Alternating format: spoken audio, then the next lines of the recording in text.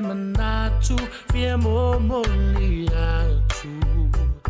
Tau sana iluma Manimea chuchu buai Ole nuu na mati le afai Leo oni rosa e leo lai Onleo te foi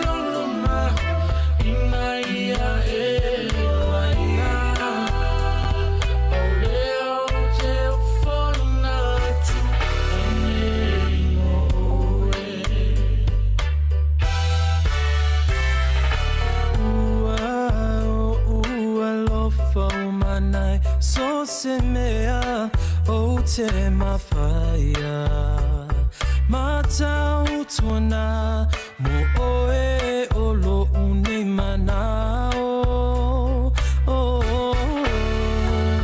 Paulava se aro o te avatu o manatu Ya oia te au Paulea o te ofo ina atu au nei mo oe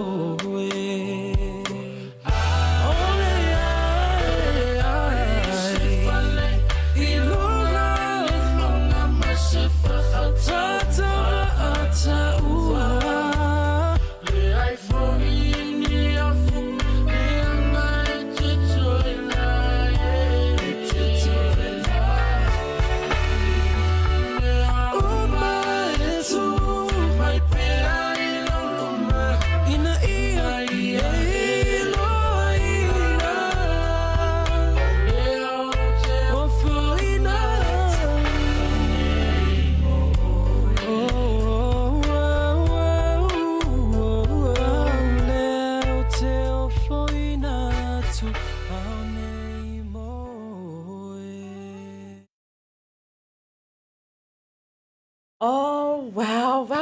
I'm so excited. Talofa lava, malole soifuma lange and a warm Pacific greetings to everyone that has tuned in to BluTable Talanoa, which is we've just rebranded. If you've just tuned in, we have rebranded. And we get to know our Pacifica people, not just Samoans, or Konga, Tuvalu, Tokelau, Niue, you name it. We're going to talk about it here. And let's talk for Ingale, ngofo mawhaikala. It's going to be a platform where we get to know one another, and we get to know their story, what inspires them, their challenges, and all of the above. BluTable Talanoa, brought to you by the awesome team. Behind us, you can see we have set up, it's a new look today. Banner for So brought to you by the Pacific Business Hub. Laura, the beautiful Laura, whaape mga mea se whesosoangi a wano pisingisi or an existing business. Wale popole, head down. Whaapeanga o loa ngangu. O ke le loa ngangu le keminga o sawe le Business Hub. Ai lela wa poko. Calm down, don't worry about the language barrier. She is going to be awesome to help you out. Not only the Pacific Business Hub, Sei Oriana, Baitolo Celebrations, and Makanet, we're all here to help you out. And let's not forget the awesome Blue Wave team, the production, the brains behind us. I think they've grown dramatically to cater to our Pacifica people. So so much love and respect for the team. As you can see, joining us today again is going to be a familiar face on all of our platforms. The one, the only, Asiata Pio. On the blue corner. In the blue corner. Talofa siata. Talofa Joel Tofine po ele tau sala pea. Ai nga jai leva ya ne fafonga anga asa mo ai so se tafa ole kelope. Langa o man jo wole o to ya luna o New Zealand. A o tatou klopo. O tala lo matua ma jo sa vai. Ua falai le mea. We want to make a global impact.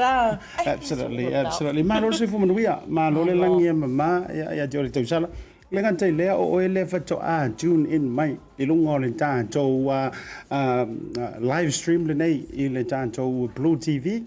Ya po o le tatou Talanoa famous proklame ele 11 fa tonu proklame le. It's going global, it's going wild, you know, on social media as well. Five tele ile nga luenga fita o lo fe ngai male tatou team.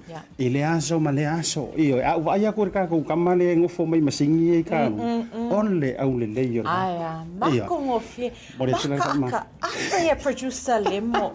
Kelo angale ya producer lemo leke ke ngosanga luenga. Ia esa o kala fa fa finge foi le ukolo. Mai lemo. Kafia mai kanga ya oi.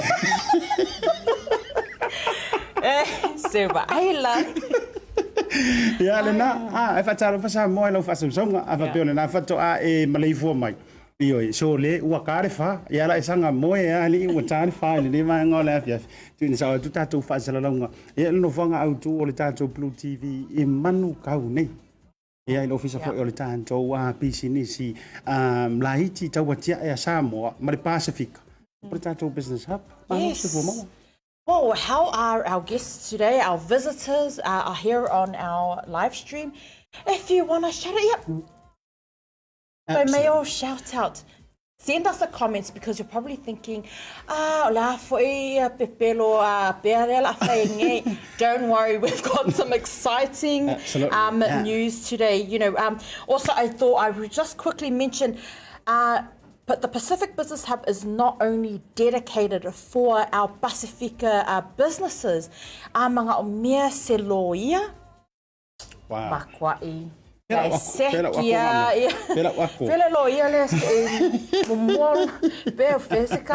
loia the lawyers are here, and of course if you need an accountant or just some advice, that's right. You don't have to have a business. If you need somewhere just to come to seek some advice, head down to the Pacific Business Hub, where they will welcome you with warm open arms. We've got Pacific 40, mga umiele ko siya mama, dad lay oi Samoa, whaingo fia, they're one click, and Pacific 40 will be able to sort that out for you.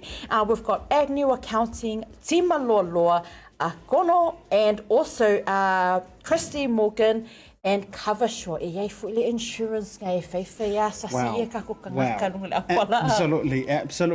ole na ole fatalo fa me sol fa lo wilo pe o ila jo me se man jo we fa to au mai le sa mo le va moen po tau fa lo fo il ta jo ngana ole ta ua le ole ta jo pai linko po ole luo ngana fa ngaina io wala ngai kere ya lo se so ngar wenga silanga ila kule mala wanga umala fa sa mo no ya e mo si fia il ta jo fo ile me se ya o Samoa me se o le lau tele ma le lava lo fa fonga mai tatu fa lo wiloia me so nai company o lo i tonu o le tatu office nei ya o lo lango so ma tau tu fo ya wale ma malu lau tele so tatu wa tu a fia fe mai fo e te mai mo ma sila a we ke po ya fe mai io e kire sau e me se ma ko ku pe sau e sa ili po le aselu mana i manuia no fa tu nei tu fa talo fa ele to tele le fa yo ma futa o le tala lava fo e maseno man to fa yetua male anava o nei fa sala longa fa penei like, love and share.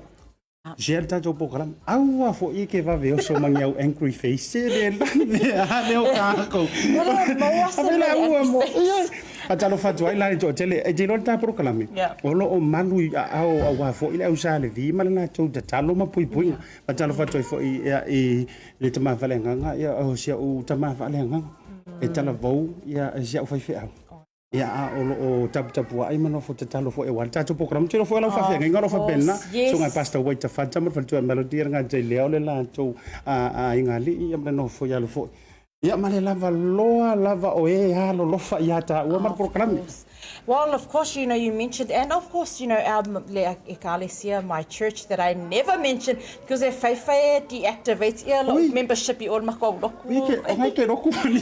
Yeah, kenge loku le tamaki PIPC are there in the heart of Glen Innes, you know, our love and respect to Elama and his good lady. So Emily is in fact actually a lawyer herself. I know them pretty well as well. Fatalo toi, yeah, it's one of my things. Elama me se volta tua por so me te lawyer. Yeah, enana o le misi la fata lo fa I ta fa fia. Te fu fa pe mai nisi o fa pito manu ia tasi. No, le ai mana tua afai o tatou I nei o le tatou tunga vai e te no I le kalesia. O la ka po I mai lo umoro I ngai. Ia o tā whawhia ngainga, ia o pe o pule nuu ia whaalea nganga o tā eka. Ia misi fore lava loa ma le toa dele. Whata loa ia I tupu matamali. O Samoa wa poto manantu fo i o le a le vaea le whala o oto I o tau mamalu basa. Pe au iai sa mantala ma le toa whine, pe le au iai. E le mawhai ona toi suia le whaavai papa o sa le avea. Mau malu wha tupu, nuu whaatini o tau sala. Ai kei roa, whaafale tatou talai mani. Ioi. Tell me, man, I am a news Renee. Oh, well, I don't know about Mangaya. Ole aka ifwa, but how about Samoa? Oh, you know, I am holding. Have you got the fan on, please? Look, okay, we don't normally talk about politics here. You know, we come in there because all the politics in my Absolutely. Because I don't really, well, I have invested a little bit of time because Samoa has made history. And today and yesterday, there will happen. History in the making. Asiata, please, fill us in a while. What the fried chicken is going on in Samoa? My goodness. Yeah, o le mafuanga la yona e sisila mai o lu ti ata wa le tali au nei me ti nga o lo ata. Ayo. Ta mo fai anta o lo malo si ile tu. Ai fa tai. O te lo fola por klama le fa sauni la sotai. Me silo na fa la wiloina o ta alonga. Pe tai. O bo efsiringia le vaenga lea. Ia e fo ile tari tonunga o le na ua mai a una folosia fina ngā loi pe ona tu ina mai le whaitala noa ngā se fina ngā lo le taitai o le whaatua ile tua sa mo utasi le fionga le sa whapito ua sau noa fo ile sui taitai le sunga le la au le mali e toa ua a mai fo ile porokalame mata ngō fie. And I must say there's whaitaitele le whitalainga ile ta auso ia tui. Yes. Eoi. O mamalu o le uso le tulo. Leanga o le mate so onu I se vai. E taula ma ua palauli masatu paite o le laulua vasiliena.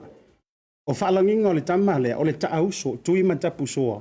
Ia o nei vai o le sila fia wa o le matamata le to tele o le fuelo loa mai lato. Whaftai tele brother tulo o tu taulangi. Whaftai I lau whaaoso. Ioi. I lau whaatupu manatu. Ia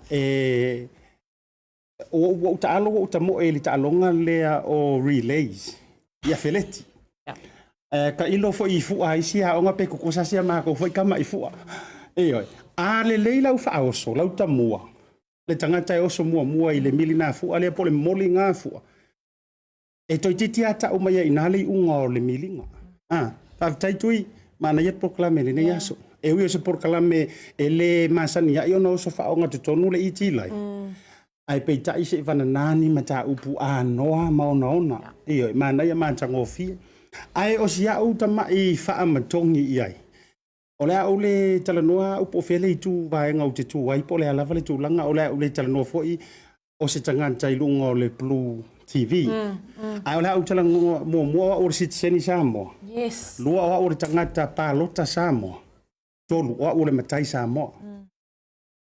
E palo kala.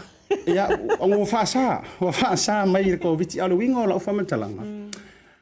Mai lo ula vala I te tima le tupu wa e wai uina matai. E le mawhai ona ave se ale la walunga o la utilo I whai unga ai me se foi o se tō whātatala mai ale ao lo tātou malo. Eita. Ia. Ua whenumi ai le uto ma le maene. Ia, e tūlanga o le vaenga lea. Ua whenumi ai o le upulea te rola mai tau maile au whaitau lau lua Samoa. Ua whenumi ai le uto ma le maene. Pei ua toe whaali ali paua o le whaavae. Ia, ma le ofisa o le malo. Ia, ua whalasia le tōtele. A o si vai liu leo te fia au vatua ula o tilo. Pale tangata pālota. O lea ia tangia mai pe o na sau nore sau whaapitoa me se fo i rasunga le lau le mali e doa. Pape fo ile iti lai ma le toa delo i lantou lungo le global media ma lantou fo i o le au fai news. E atangia mai tu langa mai o i o le whaavae e whaape mai. Se i vanga na ua mai a le fase fulu lima aso. O numi lava le fau pe a mai a mai le fai ngā balota. A mai a le fai ngā balota a o numi lava le fau le tūlanga lea ele o mautonu se fai ngā malo. E o malo le fase fulu lima aso, ona whaato a mawhailea ele ao le malo, ona sau ma le malelenga. Okay. O la o la tilo, o te tau le sai i le malelenga tu lou le whaafonga a Samoa. Ai o te sai i le taimi wa amai ai le malelenga. The timing. Bad timing. O leo te tilo, a tupe au sa o la o tau wha matematika. O le na umar whainga balo tai le asoiva o aperila. A o fai tau mai la i le fase furu lima aso, o le aso luas furu ono le nei. Pato a luas furu ono aso. Lono winga, to e se fulu ma le iwa aso. Ona a toa leo le fase furu lima lea. O e mo melo winga lo tala leo te tau abatu. To e se fulu ma le iwa. Ai, mate ia mai foi, o le langona lea o au lava ia. E leo se langona mai o le tulou, o le fast, po le HRPP, po e lava. O se motu ngā afa, o se vaivainga o asiata. Ai foi ai silsila ile mai normal lenga. O le ala a koe oso sia kako wa mio ile tolu vai aso. Kango e count aku le tolu vai aso. 19 days. Well, yeah, 19 days. But o le mea lea o ke papole i fua, o le maths. O le ala toi tau atata mai i. Le whauinganga fo i o le fia. Se furu e pasengele fo i a koe oso le pōle Lea whainga. la fo e koe oso, e ko le equations, yeah. A lea fo i la wa utoi tilo atu le vai liu lea. Lea te e ai le fionga le sa whapito ma le tu a le whatua toi le tu sa mo ua tasi. Yeah. E ai se a ua vave jambai. Ai se a ua vave tatala mai ai le malelenga mamalu. Ai le se i tau toi whaatalitali te isi. Se ia maea. Le fa se fulu ma le lima aso neo.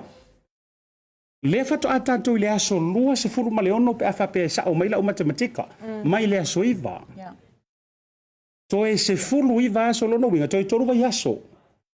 Ona a doa leo le fasu ma lima. Ai oso mai loa markama lea. Yeah. Le fionga le malelenga tulunga le ofiso le au mamanu le tanto malo. Faapea mai.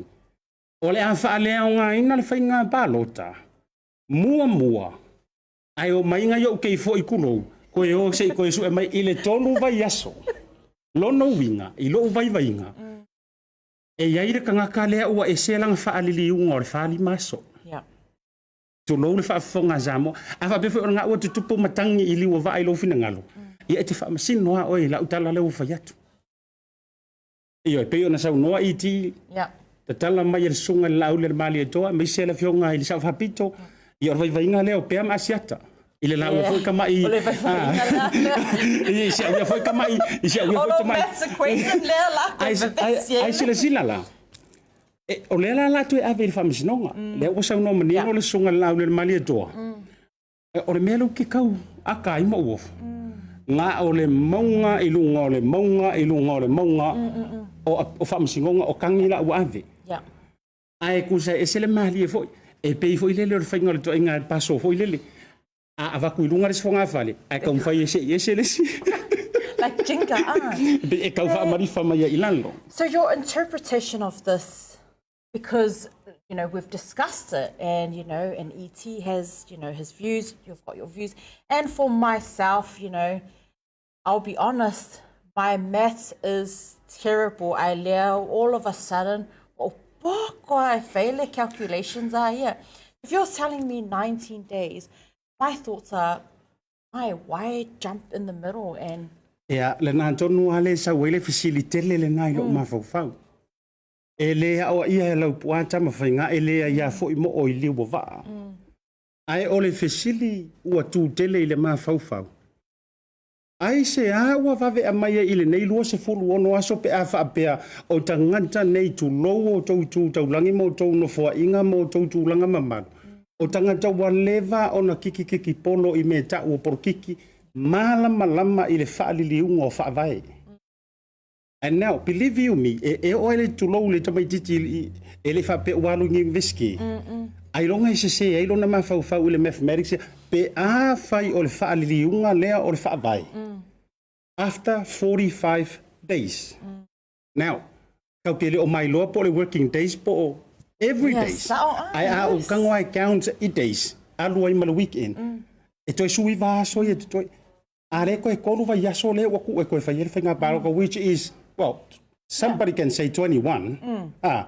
But 19. 19. Ioi. Well, we're going to get someone that's going to say o le winga la o la u whamatalanga. Ai se a lava ua au mai ai whaapea. I la facility whaapea. O iai e se mea o tau o kaua. O le facility o taua. Yo kau pongi sai, ele mathematics ia. E ile tala fo ilele e na o la tau wana nai whaia. Ma lea tua. Walanga o le kau ke facility uma. Yeah. Au i o tangata lai sila fia le mea lea. Ai o le tatalo ia le oa. Lea ngai pele sa moa. Se vanga ngāre ka ngaka ua moku ese mai ua maku wā le ko ia isonga whaasingo manga i sa moa. Ia o na eva lea i le lau whau maru e le taitai o na ti ngā. Lea ngā upu e whai le tū malo o whaleata. A whai e sou fulu a sou. Sala i le sou lea ngā nafufui ei ti o le tau ti anga. A o mai moa whaleata ma le whaletua masanga. A whai e sai sa moa. Sala i le sai. Lea ngai pele sa moa le atunu o lai whaavai i toto o tautua a. Ia masina tautua le a ua mātou fo i mātua. Ia, ona saula ia i vaenga le titi leo na ona o jeilua kau e se role i tu kau ai kau e ni simpor kiki. Ai, o le vaenga lea o te toi fia fatua. E eo mātou a inga i le motu i savai, wa o le savai foi. E eo mātou a inga na ofisili atu ia i le whainga pālo tale na tenei. Ai a mai le sai fo ile le to as fulutasi le au paloka yo isa va i paloka lai fainga ruenga kusa o cousins o uncles o aunties malato tai to lua le ma wile no mera fulutasi la uleta was wafa mtulang fa bena ai o le tala le utfato le talamon se fulutasi le langa o isa va i mo o fa fita ulia na fenga i malato wa o le mai lo tele po la sfulu lua ta la le tau o le va ale alu isa va so a fai sa o sfulu ta la tangata matua wa lu palo ka uma lu sfulu fa per head a sa o la calculations o tangata to sfulu tas a lu se la wono sfulu le tupe nga o pa sese i le va le ona vea le ala ku i le ala ku ia pia nga i murifanua nga i ia wa ka wa ku le ku maro ia ka ku ia sak pa ikia i lo le me ia a fa pe nei la o le ata le sa iai o ngofo isa vai mo le weekend ia put it this way limas furka la per head e ai tulang o me ai me fa kaunga mai dis furka silia limas e lau limas furu le tu peado on top ia le ya fia ai me le kulanga mongo ya anti manga i kanga kala isa vai ma ainga wa fies furka usanga fa ko e or maura le isa vai ia on top o le ke fa ya kunga 1,000 plus. Yeah. Afe fa se lau ile afe lima se lau. Is that afe lima se lau NZ dollars? Because I'm just going to put it out there. Or is that 1,500 tala? Yeah, tupisa mo. O le winga la o la ufa mtalanga le te fai tu. Wai fa ata ila fonga ile sika ngakala ile alu sa vai palok. It's a real issue. Yeah. Ina yo tatou ainga la yo isa vai. A faila o le tupele le nga makua i kaka mai le nga kau ko kongi. Ale foi la ko sa unga in next 3 weeks. Yeah. O le a se fa to fa la inga le ofisa o le ao o le malo ma le malelenga ma malu au mai.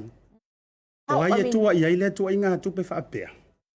Ia le foi la ko pero ela por kala o telefone. Yeah, I think you should block your phone. Block your phone. Ala tala le. Block your calculator. Ya ka e sa o ele kisi ele ska mi kiki ma to ele fa mai o ke le kisi fa pe. A mai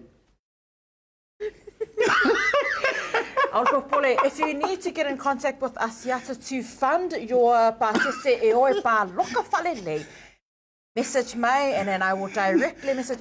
But, you know, you had interesting point you brought up there. Financially,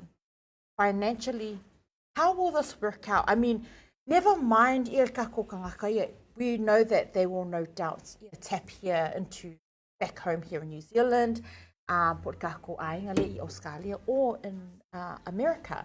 The question is, you know, I mean, how is this financially going to work out in Samoa? Yeah. Like, Lela u mane o e fafsilia. O lea tātou te le global research le tūlanga fo I lea o le tau whaasoa ono o le whaamai. yeah. O pomonia. E leo pe pesi si whaamai Samoa i oso mai fo I se sifa mai e leo pesi. A o le winga o lau tala.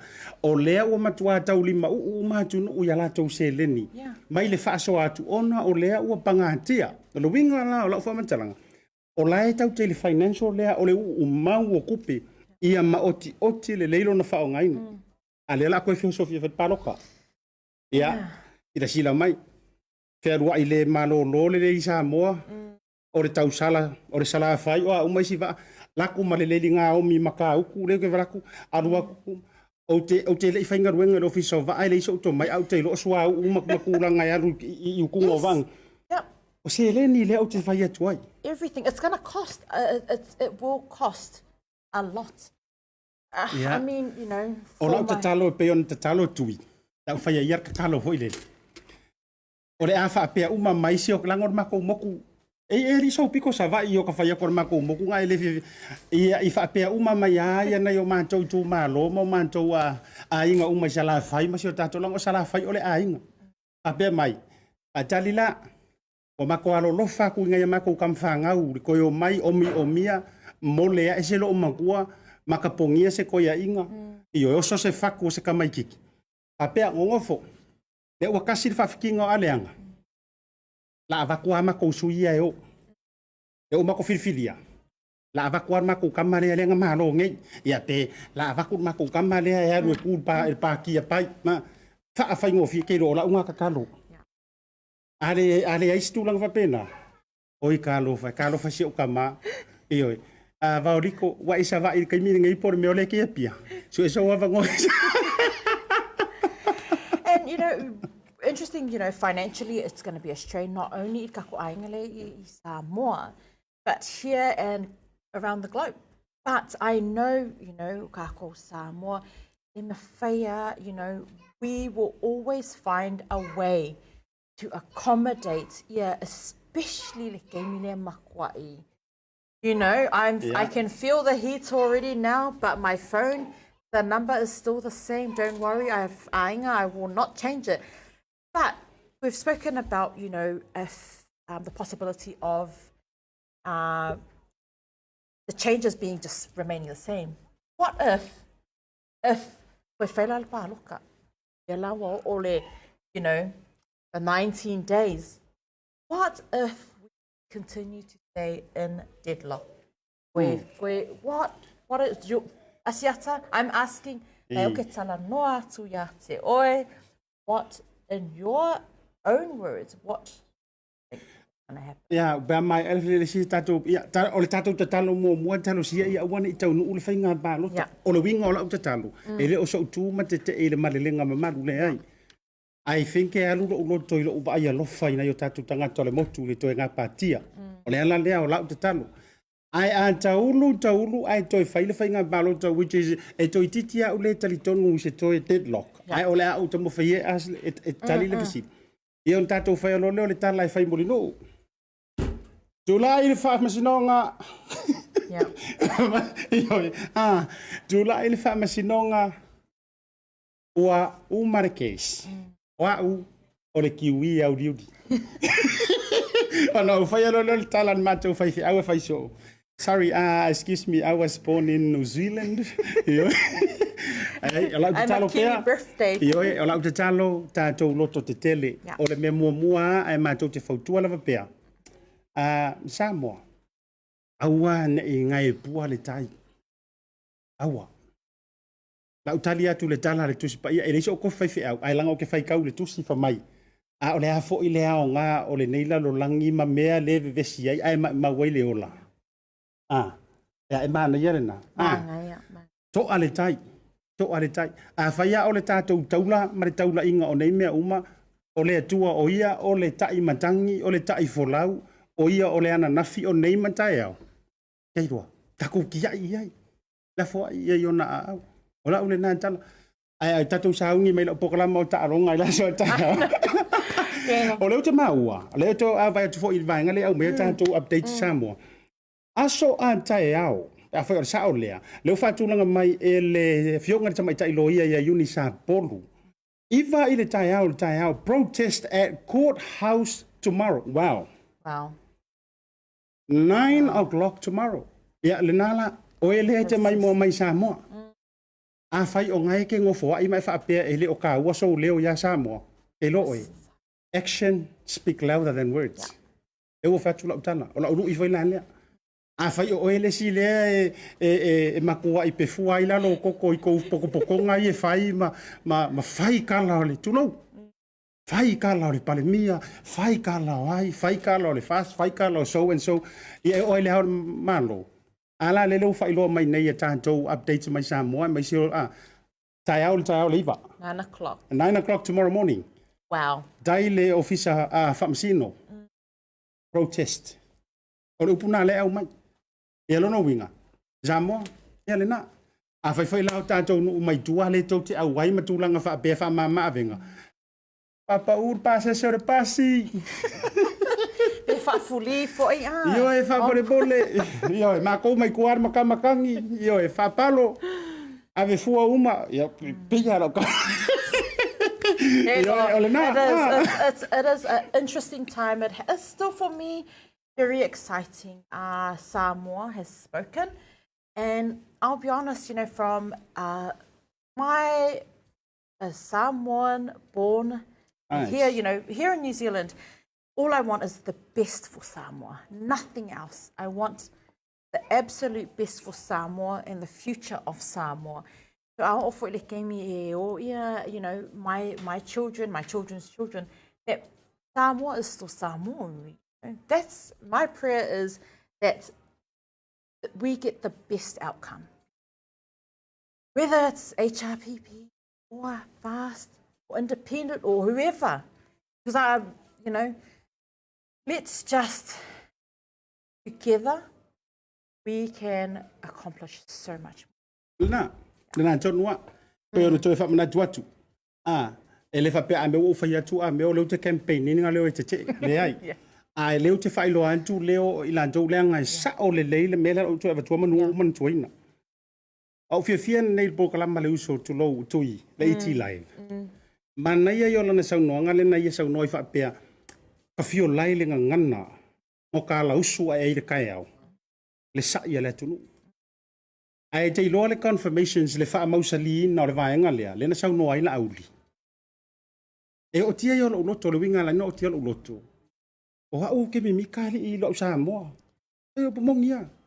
E lo le alana e moni ala utatala le, o ke kawika ke le fo i tangata ia o isi tu a inga, ai tau lau mai a uo le ama istulang. Le anga e ke wha me melo i lo Samoa. O le winga la na la ina o tau le mautonu fo iana po, whainga tā fo ina whaise tala. I love Samoa. Why? Yeah. What's happening? I say, ele upu fa Britania fo ile le unprecedented. Ele I happen se me fa pea. Mua. E I say, ia o le winga la I o la utala. Samoa, ia, le fo ile tūlanga wa luka I lau sila.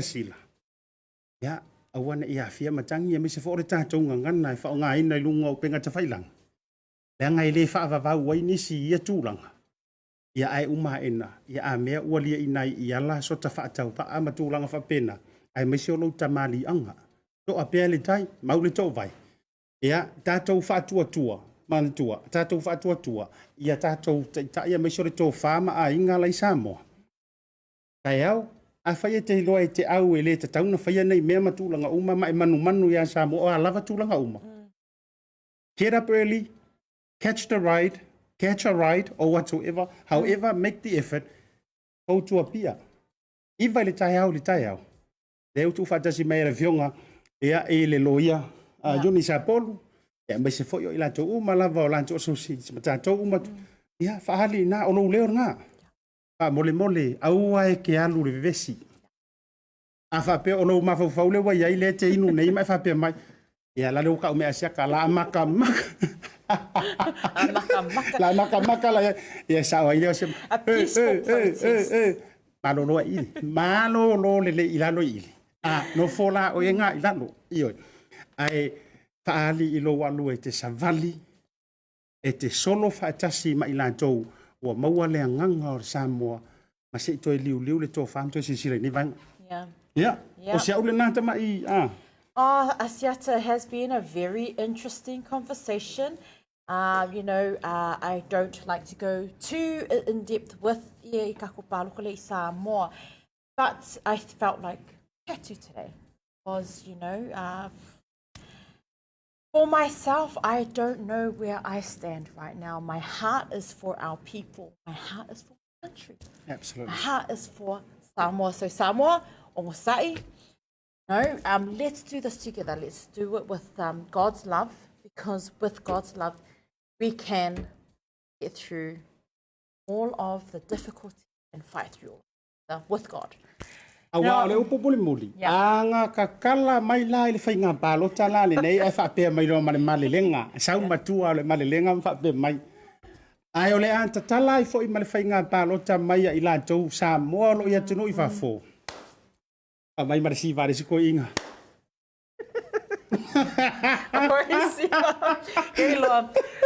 I think we need to go into a break if la tatou sina malo longa. A tatou foi mai. E ila tatou malo fa aloria. Ai ke lo malo. Nga sawi nga ruenga fo yele nga fa mai le nguru pe nga palo ka mo ele I fa yel palo. Tatou foi me pe uma tatou malo longa. Yes, stay tuned. For our viewers that didn't understand Asiata, we have a special guest right after this. Leanga malanga mai Samoa, a wale lumanga I manguia for his family. He has sacrificed his one vote to be here in New Zealand to look after mum, dad, and everyone back in Samoa. Stay tuned, everyone.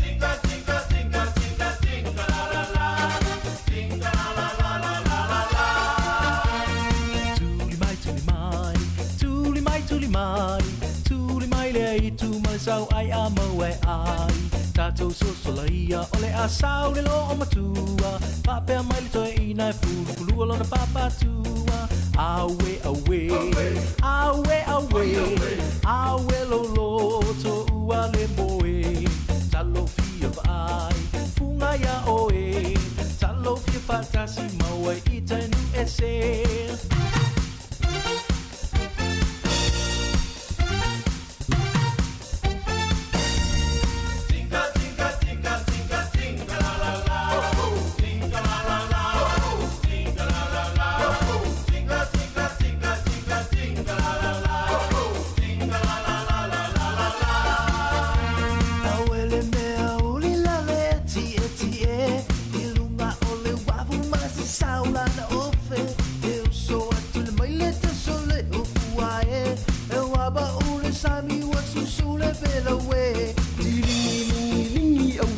te fia si tutu sata ua le pai a le ali e ta ilua va e ta ilua li e ta futa ua ma le lau lau pai va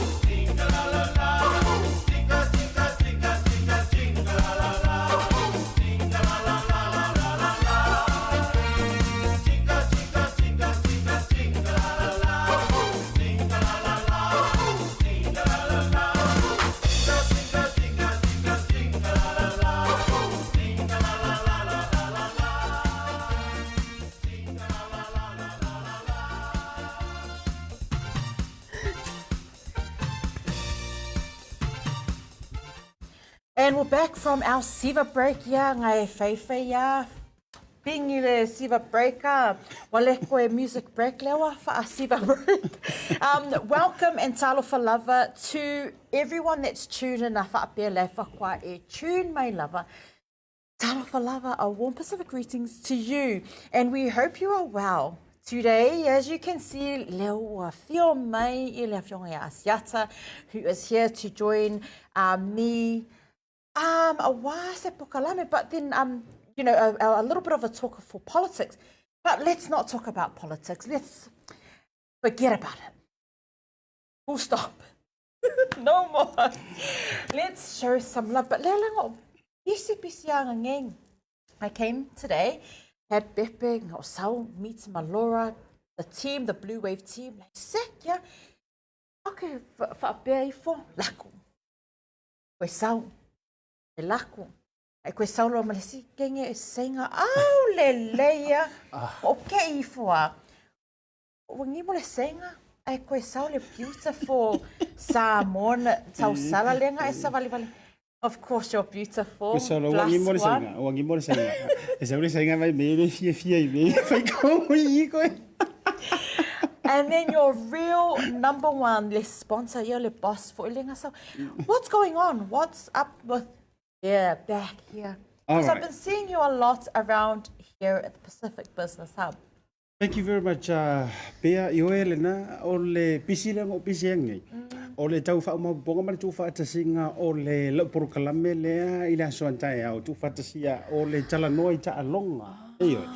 E ke mire ngai vai mai wo safari mai ko kongu ma le tesi o peleki. Yeah. Ia ma uko kingi fou o maku o kopere mai se vai kos. Se fai ma sponsor mai ele ole mai le shirt ai mai le o black team. Ia ale na ole manto programa le lento fai tu fata sila so le me se fo yo le faftai fa to le Blue Wave TV ale tanto camera crew ono le tu fata singa ole programa fou nei e a manta ile aso atai ao aso tofi ile tu la e fitu le viafi. Anga I le I tu la e val tasi la vale I tu la o le porokalame le nei o le tātou e whaingoala o le TTA io E o foi ka e fe titi e ka me ku se ide ET live.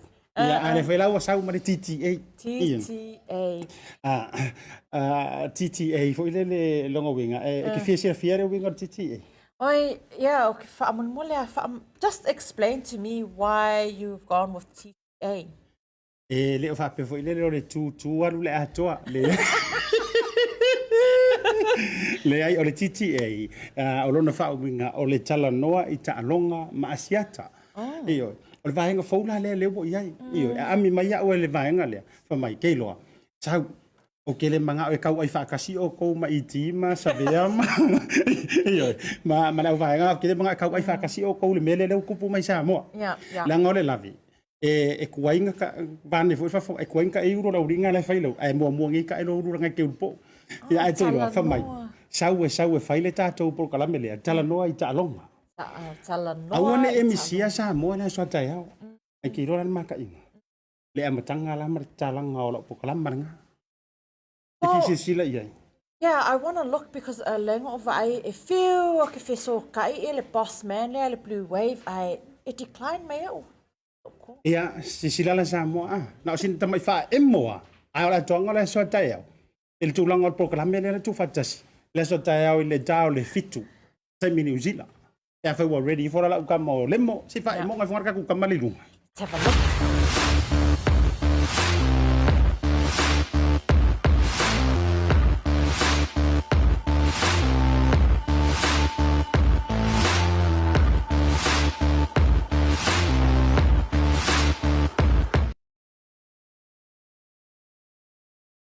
Wait. I want to do the ET. Whoa. Ia wa sila. Now what Sila? What's going on here? Wa sila la ia. Why is your one? Why do you get an intro? Or Oile will fail an intro? Or ET will fail an intro? Where's my intro? Ya, lenga hoi le intro lo tau fa longo ti la vaenga le fa yeme o le intro pe yo la vaenga fa pelowi. Iyo. Oh, yeah, le wa vai fo there were favorites for yeah or lo ma ET. Yeah, le la fail ko. I love it. I love it. Ya le na o le tala I Talonga. Me la le te fia I te lo. A me se foi fa fo anga samo. O le mana ia fo I o le vaenga le o le Talanoa I Talonga mana tuele o tala I Talonga. E yo ke le o ke le alu foi le ke kuku o I malili ai o le malaila people le malai soka. Ia ai tau li poti mai ni to le ai o le Talanoa I Talonga. O le kavaino le ta tou por kala mele e le ngata o Talonga o lo tutup. O Talonga o le a tutup. Ia ai mai se la Talonga sa tutup. Ai e ia tangata sa moa sa ia le amatanga. Kasi leo tala I Talonga leo le atu tuli mai vai aso yo na tua. O le afuanga o le au le ale manusina.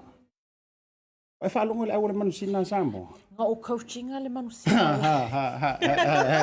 Vai langa ke o cheerleader le. Ke wa ese langa ile au lo vaanga ka o manusina. No, I know. I do actually know someone who I know two people. Lenga ka alo le manusina. Ai o le tato story la ele o le toina le wa ile manusina bo ke le o ke le pola tu langa mawalunga po le mawala lo ile manusina. Ai vai se le tau whainga tamai o le tato tunu. Ai o le tala leo te fia umaia. O ila tou na fuaina a mata ma whaai ngoina le manusina. Eo, lai soi fua le taimi le nei. A o le maangai o le lato story. Ai mai se la o le taimi mua po le ulu ai taimi. Na o lato au vatu waile au o le manusina I Talonga sa whai le ipo le lalolangi I Hong Kong. Vai le mana ia. Ki rola la lau koe la o toyo Sofia le whaafonga le siti nasa ia le au. Yeah. Woi, to fio lai whapea uia le mwhainga koe amai se sir tala le. Of course, well, that's what we're all about. But Asiata, so you're here now, based at the Pacific Business Hub. Am I right or am I right? Yes, no? You can be right. You can be right. I can be wrong. Question, where can our viewers go to watch? I can't wait because not only is Talanoa I Talonga Asiata. So that means there's other things you can talk about. Awa I le ka alonga. Sa o le lei e te loa e I Talonga pea. a wau te rore te lelo e tau te tānolo i ta alonga mua mua o so ma fa o tangata la kapi Nah. a liki po le yungi a fusuanga Yeah. ioi a fa ya ingar ka ko kai kofiko ioi a tulanga fa pena Yeah. a o le winga la tala fa manta o ilo e sa mo e ya ia ta tu tama fa na uma no le atu ulai ta alonga a tanga polo kof Golf. a o lai tu mati e ala tu matati ioi o sila fia e sa mo le fo ia i ka ko champing i ke ngisi ona o lona suafa e pei palangi le suafa sa mo au liuli Oh.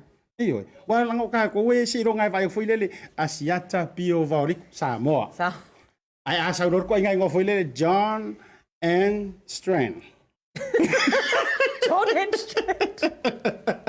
ia na tai lo fa mai i disi sa Disi sa mo e karso ngai miki Oh. ioi ia la fa felanga karso ngai miki ka kai le so ngai ngo sa mo ai pala ai o mai le so lai pala ai le si faila unga le ke le so ro ioi ia le na lo vinga lo fa mantalang ai o ita alonga fo ilele a au fe au si ioi o lo o ia ia lo matama fa na wa sa mo io ia la fa pe mai fo inisi i de fia maka maka e tiro la utala la ngai kiri ro fe au si ioi ke ro o mai le so ele isusu la va o a o ele sami te lor ma fo anga le ala ina ai a fa fe la pe fa pe e tupu ai lo walo a tama ita i malo walo a tama tane e fia e fe au si le lo po resi pinge au lo nga Samoa ia ngai ke musua o nga o lo fo ile ro e au tu la ngala na tanto program au le ngaro le so tai au ole ia every Thursday Every Thursday.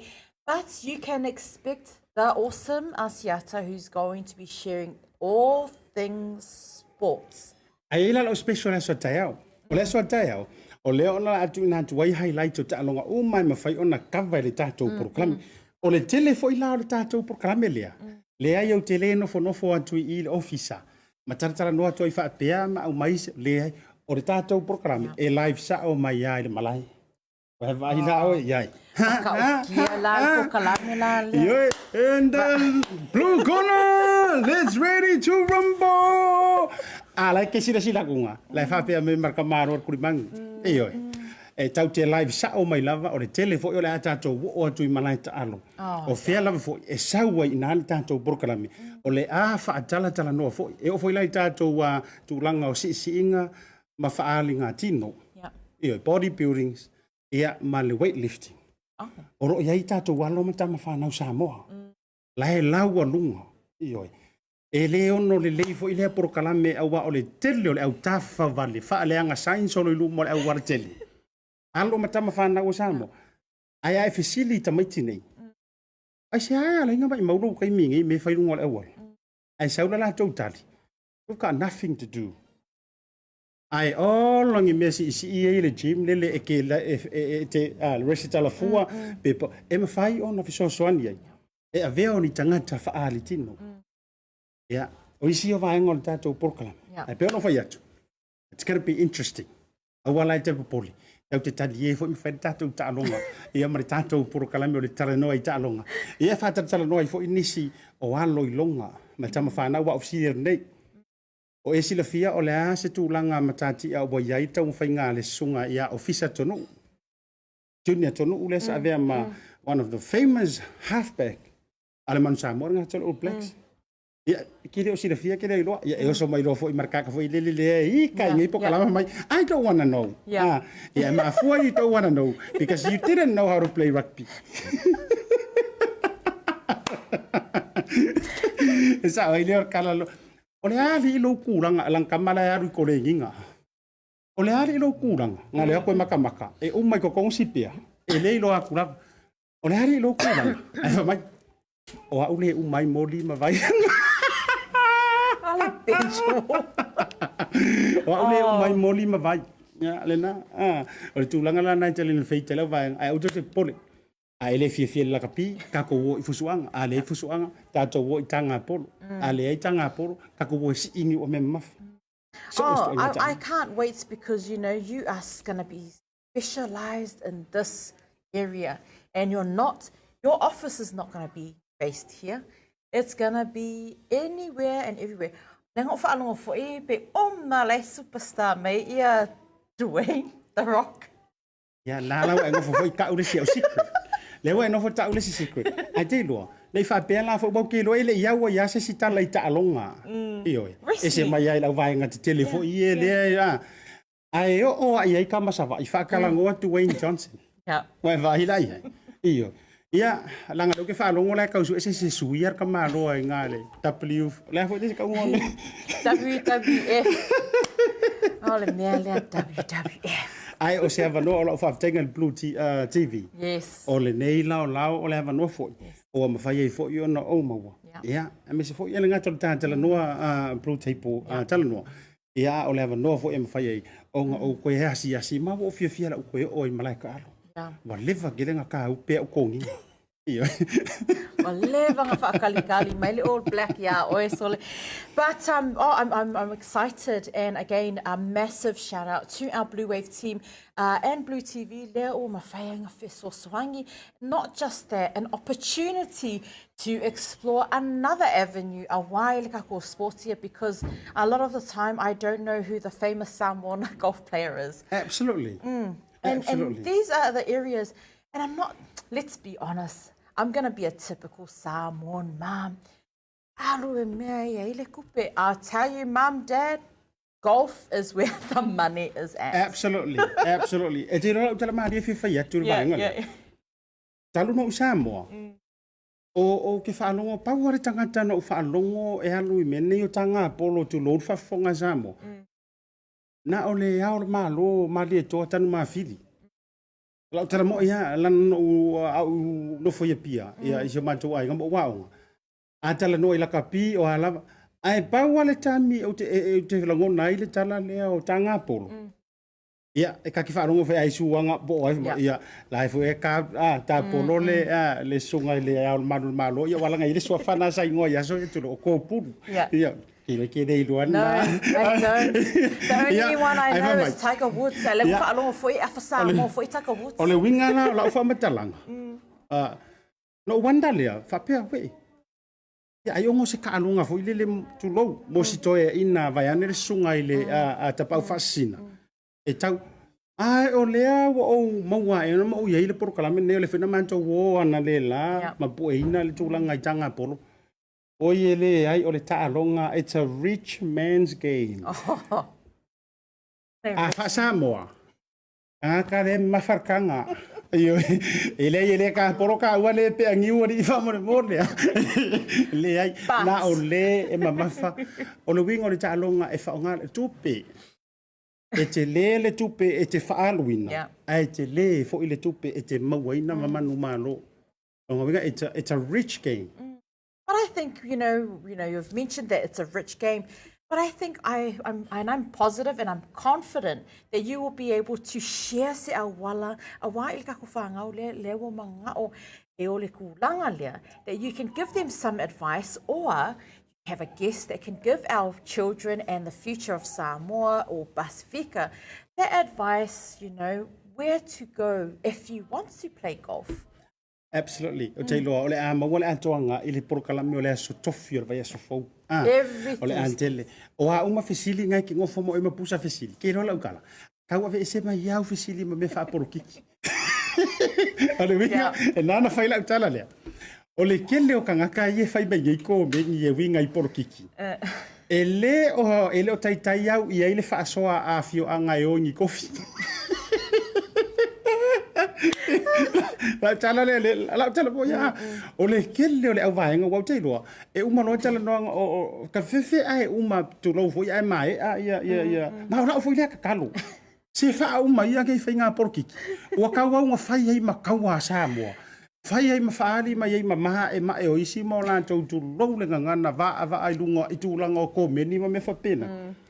Waya nga uma. Se uma foi se ita oto mai Samoa ita otonga lele. Ai lo winga la kala o tangata mua le tele ona tala e fai me o porokiki ma ngutu wa ioi. Ia ma re kala ka ma gro sa va ile ma fau ma tulanga fa pena ke loi. O le mama o iongi ma fau no uma fioanga e o ngoaru le kanga ka ngi fai nga porokiki. Ioi. longo winga paule fautuanga before sa sau polo I kalo ka longa ia sau kiki malai le la wan wai e fe ka wi kong wala o sau ka kiki ka polo o le malai io ai o le kofu matulanga u malava e te maua ila o polo kalame le tulanga e te restalai matulanga I ta longa ia awana ngalo e joy aso tofi o vai aso te itas mai le fitu le fiafi anga I le vara. I'm excited. I hope you're excited too. And I am going to watch because I want to know where to find the man with the heavy pockets. Oh, not me. No. Not me. Yeah, kalaula. Yeah, well, before we wrap it up, so we can get our guests on, who's travelled all the way from Hawke's Bay. Wow. We cannot wait to get Is that a he or she? It is a he. So we've got our special guest waiting, still waiting kanoa whai. Ai wa mole aka ke se whaakari ia oe se asiata malonga. La tabe isi na malolonga. Yes. Foi mai. Tatu toi talanoa ai mai se la. E ila tātou malo. Lena malanga mai I ngā ruenga whaavai taimi fo ie. Ila lo I Hawke's Bay. Leo bari tātou office nei. Tātou talanoa I pea foi mai. Stay tuned.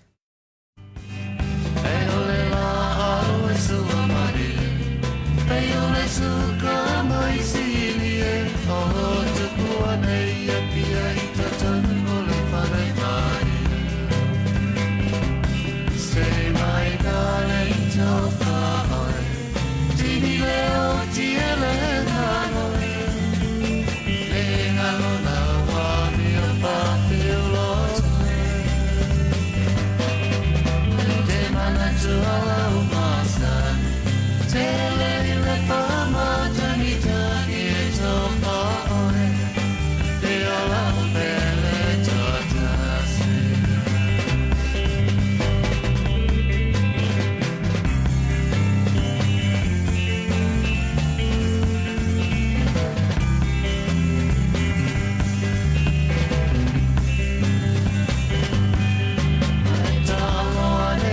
Say my darling, don't fall. Tini leo tiele nanoe.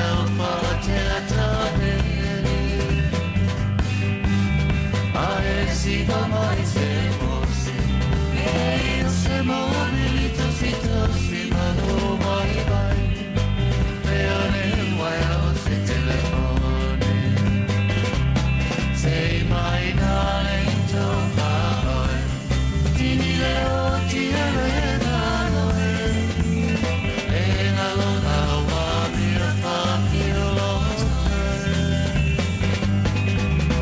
te mana tuala umasani. Tele le whama tangi tangi e tō whaoe. Te ala pele tō tasi.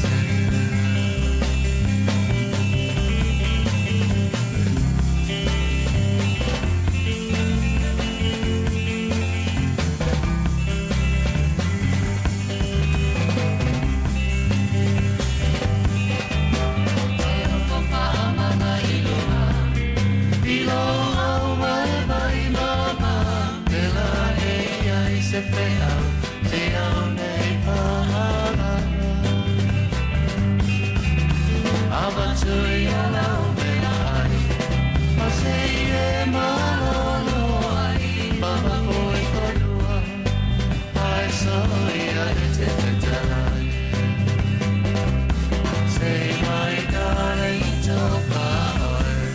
Tini leo tiele nanoe. Lengalo na wami o whawhilo te mana tuala umasa. Tele le whama tangi tangi e tō whaoe. Me ala pele tō tasi.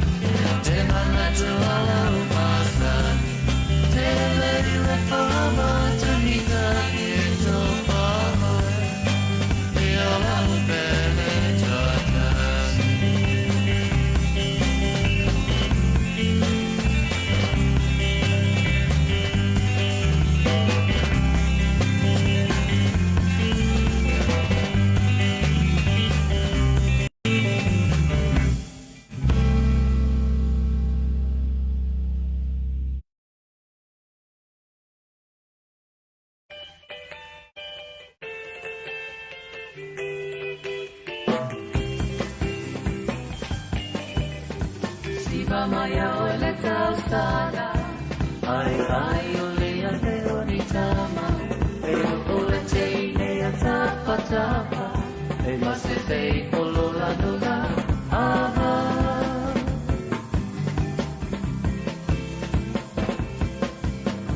Siva maya o le tau sada Ai ai o le a te o ni tama E o le te ne a tapa tapa E mase te polo la nuna aha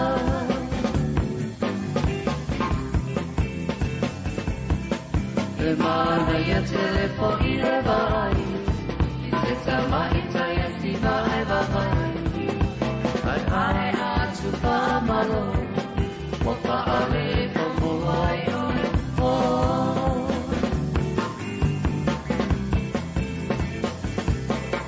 E mana ia telefo i le vai I se tama i taia si vai vai Ai atu pa malo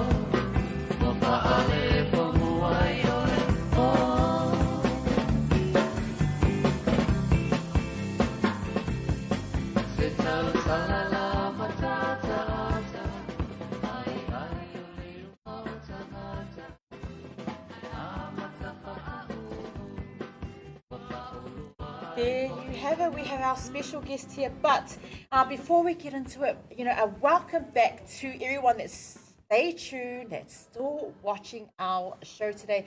Look, well, mōna whawhitai to all of our viewers, because without our viewers, we won't have a show. But of course, without our viewers, without our sponsors, yes, we are here based at the Pacific Business Hub. You're probably wondering, oh, only talking about business, only about business, all about business? No. Please, if you need any assistance, or you're wondering, oh, you've got a good idea, don't worry, Laura will be able to help you and assist you. If you're stuck, we've got lawyers here as well. And let's not forget the team behind production. Producer Lemo, we always forget Producer Lemo because he's just too handsome. he just does his work and doesn't distract anyone else. But the Blue team do also have a promotion. Let's get into the promotion, please, Producer. If you haven't found a perfect gift for Mom, we've got the perfect gift. We're going to put up a few photos of a past work that we have done. Here we go. Wow. That is awesome. Wow. And it's only $300. No, you can't put a price on Mum. No. Absolutely. No. Priceless. Priceless. Priceless. $300, and it's good quality, and it's gonna be able to be at home, wherever you want to hang it up. Capture those treasured moments with Wave. The team's awesome, and we're here at the Pacific Club.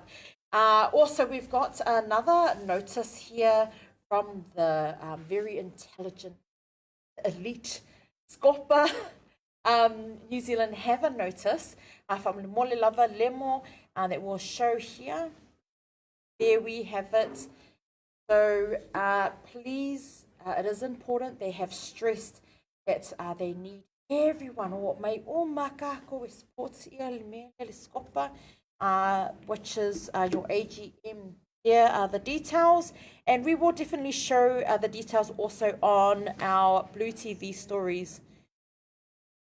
There we go. Well, whaktai I lau whewara tau salapea tu sai fo I o nai whaapitoa o lea sautinga e nā te lea ia o tātou whaapitoa fo I ma whaalau I loa. Ia e tu sai o le tātou whaasalalonga e mai sio I lātou o Samaria ngā le lei wa mawhai e ona tu I nā tua tātou whaasalalonga. Ia whai nei ngano I le whaamoemoe le ngā o Scopa. A whai e tere o sila fia po ai Scopa. E fo wai whaapea o e po o se kampangi whai loan. Well, you could. Ngai le paule le company fai lone o sao ia sala. Ioi, o tama mataine tuai o le kolisi o Samoa. Ia le na. Ava pe fo nganga ia o ngat kolisi o Samoa kuli o ele aforia nine. Dios te skupa. Ia ai lango suan fa moi moi. Se e mana tua pule ai le mana tua fa lai o. O le taimine nei, le tau tisi le mai. Whena whea tu le taimu sola. E la ma lo fa lo ngia. Ia, o te lona tau aina tau whai fo ile le au. Ia, vangare ia mo leva ngā vau ka mai e whikir kilo fa pia. Se suki o se koia inga o le alava le tūlanga. Le ai, e le koe ngā whakia ko inga ngā pe aingi apu e kau apu. Le ai. Ai o le uma tau whaatasi antu ia ma le uso o le sunga fo i ai tu au. Pito lau. Tu au pito lau mai la fioanga o sa musu. Ia pa fai sao ia i le motu i tū mua. Ta maiti o le matang. Ia le na. Le ua i le tātou ofisa fasalau nei. Ia o se taimi fo i ona maua le manoa e whaatalanoa i nai. Po le alma fuanga ua a sau whai a kua i le vā o le taine au le leima le tamato i titi au le lei. Ia i le nei vaenga o le afiafi. Ia ai whaafilo ia tui lau zonga i tū au pito lau. Ia me se foi o usale avea o le tangata malona whaasino manga. Ia a whai e sa olau tau mamate i whaalupenga o samusu. Ia o paia wale fio o tano male ainga sa tano. O le tamale whamainga kango kuamisi au ai kango i le langi. Ioi. Ia e foi isi e talitonu o le tau tasi o atua. Ia e tainane foi lea. Ia o le matua ia moa. Ia ma le pola puipuinga ia te o e samusu ma le pitoa. Ia a whai te talanoa i ona i tū te tele a wā ia o atua. Ia tulona la tane o leitu mali i o leitu. Ia e tainane fo i pule na tai i lalovi ma le laulala o whanga ma matautu a ai. Ia o tau tama lea ua i le mautale nei. Ia mātou te whaatale tala no wai pei ala wari ia le ngala vevea me fo i lele lengo whalongo inga paroka o mai ere wher paroka. O le vauta le mga umia le koe fo i la vangi i Samoa e vauta le le.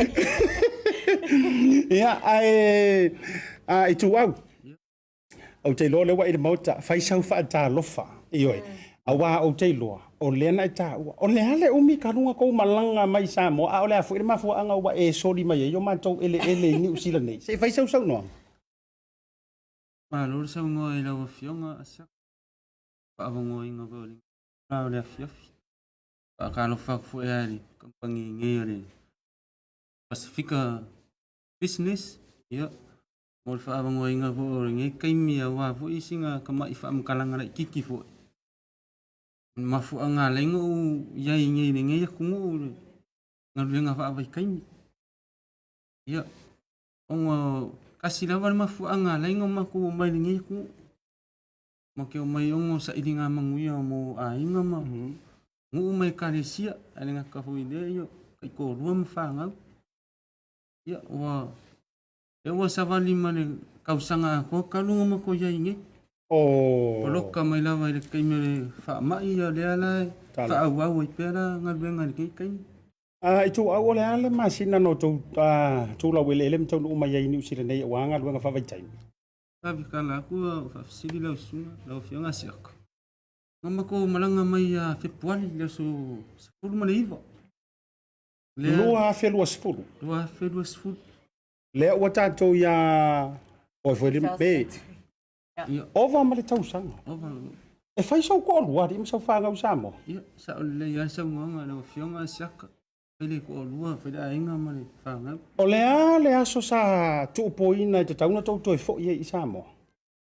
Sa kaunga mako koe fo i a se tema i le alo le aso sifulu lima fo i po le nga i le aso sifulu iwa. Ia peka iange, ia o le mako ke alu e lungo fuafanga wha oko ar kampangi. Okay. Le wa ta ua o le no tau fa peo fufuanga fata o toa fai ngā mālo o no le tūlanga le COVID. Lono winga i eisi si vaenga ese mai i le COVID. Wa fua yona tau no fo umi matoi fa upopo masina. Ta o le leila. Te peo le mafu angala nga mafu nga mako ngofu. O nga ua fa whinga kai ya mako. Me se ale whinga mālo ya ka kou mai ngai. I koe fo yaku mai koe kaliu mai fo i wha au penga luenga i Dea kausanga mare kausanga. Wa amak koe fo i kaimile. Ma ke aku foi ese foi fofanga o il ka ko foi malo i Samoa ese foi fofanga ingi. Ngo mo ke lo o malanga sa ye vai kaiminga. I kua ko o setemo. Mo ko foi uma le ila ngisi pe o mafu angale nga apa ye kampangi. Ele ngisi o malanga mfenga la ko mai ko ka va ku ngal venga ye kaimi o sama. Oh, okay. I'm with you now. O so ona o le tūlanga i whemalanga inga. I le tūlanga fo i le lor whengatanga koe au mai sisi au malanga fo pe a tau fo. Sa o le lava O le ala ua au mai ai le ava noa le nei tau te wha au. Now, o le wha afsili. Na tu watu wha ava noa e pule oe pe te wha au. Pe na tu watu fo i le you must e te tau lava na nofo e wha au. Ya, sa o le ya. Kusanga ku mai lava le kampangi le vangoa mo lolo ko mali ko fia fo i maro ko fia ngofo fa wa pe nga venga la tūlanga i tō rua man whanau ua fia i lau songa fo i le nofo i nei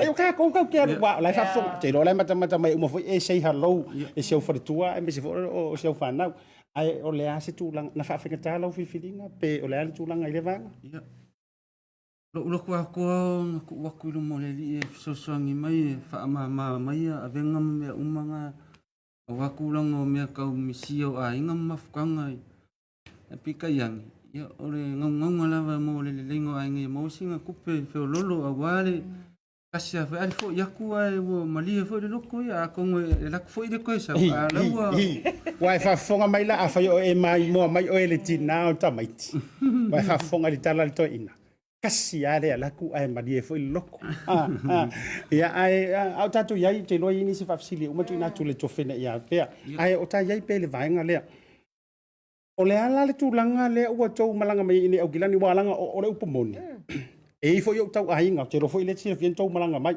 e ro le ka fa soro ai o le sa o la ku maki au ke o mai e se ku pe mo ya fa po le mo le la ai o le wing o la fa fafsili a fua i whainga malanga ua mawai atu. O re whainga kāia ngā mako wako tau au mai o tau. Whainga kāngia wangoa e toi te tiale mawhai. A o la o whawasiri. Why now? Ai se awa mawhai ai o lea fo te whate ia i le whamai wai ai se ka ngaka ngā sau kau ngā atu. Lea ka whao i runga ngei. Fo ine le sau e malolo mai se whesau sau noanga. Ai se a? Ia whaftai te le rawa i lau whionga saka mo le whafsili. Usa le mafuanga lengo mako o mai kua mar kampangi le ngi vai aso e kasi.